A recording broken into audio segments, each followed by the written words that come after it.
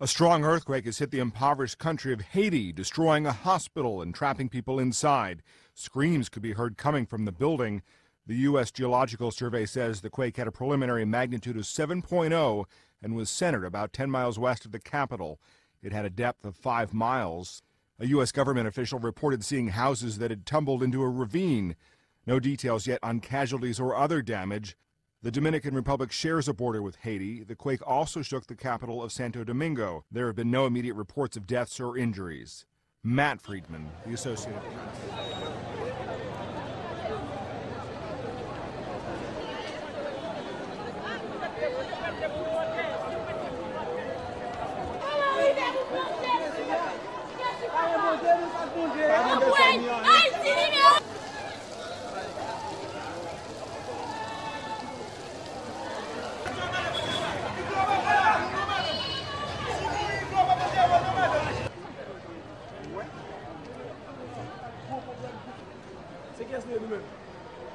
Two, one.